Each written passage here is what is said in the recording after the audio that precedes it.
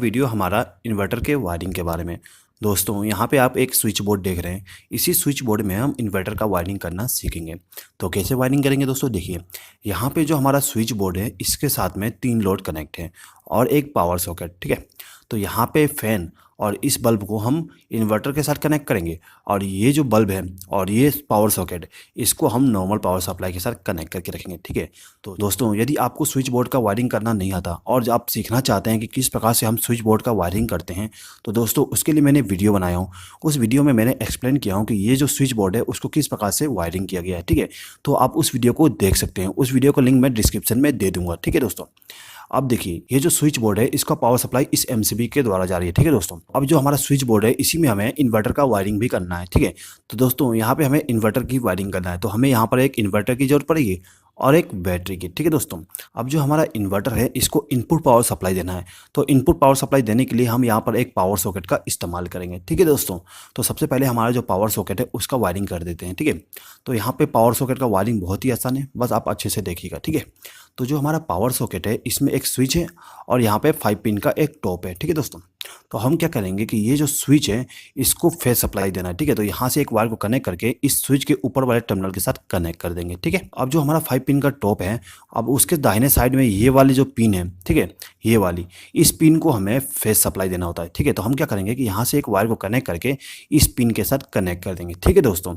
अब जो left side का जो पिन है उसमें हमें न्यूट्रल सप्लाई देना पड़ता है, तो हम क्या करेंगे कि यहाँ से एक वायर को कनेक्ट करके इस पिन के साथ कनेक्ट कर देंगे, ठीक है। और यहाँ पर हम अर्थिंग दे देंगे, ठीक है। ये जो मोटा वाला पिन होता है उसमें हमें अर्थ को कनेक्ट करना पड़ता है, ठीक है दोस्तों। तो यहाँ पे हमारा जो पावर सॉकेट था उसका कनेक्शन कर दिए, ठीक है।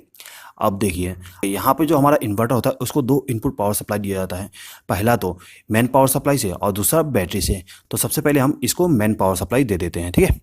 तो यहाँ पे हम मेन पावर सप्लाई देने के लिए एक प्लग टॉप का इस्तेमाल करेंगे। अब हमें क्या करना है दोस्तों, देखिए दोस्तों यहाँ पे आप एक वायर देख रहे हैं, ठीक है। ये क्या होता है, इनपुट पावर सप्लाई का वायर होता है, ठीक है दोस्तों। तो आपको क्या करना है कि यहाँ से एक वायर को कनेक्ट करके प्लग टॉप के साथ कनेक्ट कर देना है। प्लग टॉप में 3 पिन होती है, ठीक है दोस्तों। और जो वायर आएगा उसमें भी 3 वायर होंगे। आपको कुछ नहीं करना है, एक वायर को यहाँ पे कनेक्ट कर देना है, दूसरे वायर को यहाँ पे, और ये जो एक ग्रीन कलर का या फिर येलो कलर का वायर होगा उसको आपको मोटे वाले पिन के साथ कनेक्ट कर देना है, ठीक है। अब जो हमारा इन्वर्टर है उसको बैटरी से भी पावर सप्लाई देना है। तो यहाँ पे आप देख सकते हैं एक रेड वायर है और एक ब्लैक वायर है, ठीक है। तो रेड वायर को क्या करना है, आपको बैटरी के पॉजिटिव टर्मिनल के साथ कनेक्ट करना है, ठीक है।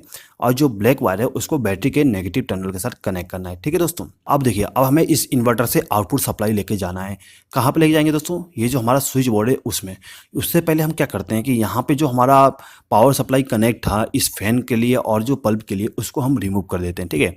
तो ये जो हमारा फैन था इसको पावर सप्लाई देने के लिए यहाँ पर एक वायर कनेक्ट है, ठीक है, ये वाली वायर। तो हमें इस वायर को रिमूव करना पड़ेगा, तो हम इसको निकाल लेते हैं, ठीक है। उसके बाद ये वाला बल्ब को भी हमें इन्वर्टर के द्वारा पावर सप्लाई देना है, तो इसका इनपुट पावर सप्लाई ये वाली वायर हो गई, ठीक है।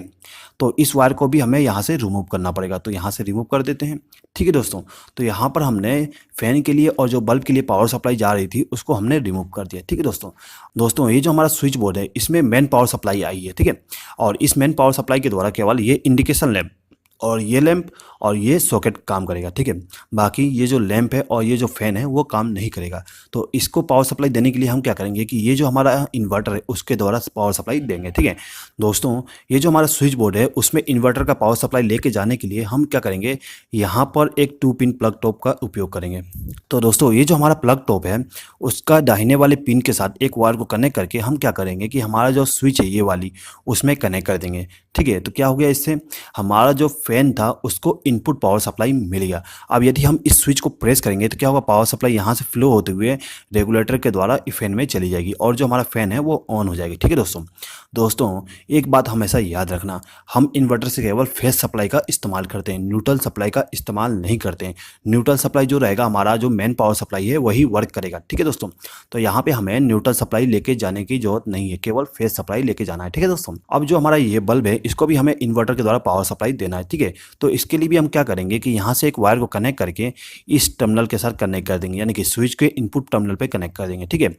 अब क्या होगा, यदि हम इस स्विच को और इस स्विच को ऑन करते हैं तो क्या होगा, ये जो फैन है और ये जो लैंप है वो इन्वर्टर के द्वारा ऑन हो जाएगी, ठीक है। और बाकी जो स्विच है वो सब मेन पावर सप्लाई के द्वारा काम करेंगे, ठीक है दोस्तों। अब यदि आपके घर का मेन पावर सप्लाई चली जाती है तो आपका जो ये बल्ब है और ये जो फैन है वो दोनों के दोनों ऑन रहेंगे, बाकी सब बंद हो जाएंगे, ठीक है दोस्तों। तो कुछ इस प्रकार से दोस्तों हम इन्वर्टर का वायरिंग करते हैं। दोस्तों यहाँ पर मैंने आपको सब कुछ एक्सप्लेन कर दिया हूँ।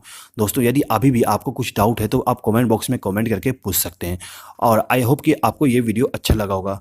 दोस्तों यदि आपको ये वीडियो अच्छा लगा तो प्लीज़ इस वीडियो पर लाइक, शेयर और कमेंट कर दीजिएगा, और हमारे चैनल को अभी तक सब्सक्राइब नहीं किया तो सब्सक्राइब भी कर लीजिएगा। इस वीडियो को देखने के लिए धन्यवाद।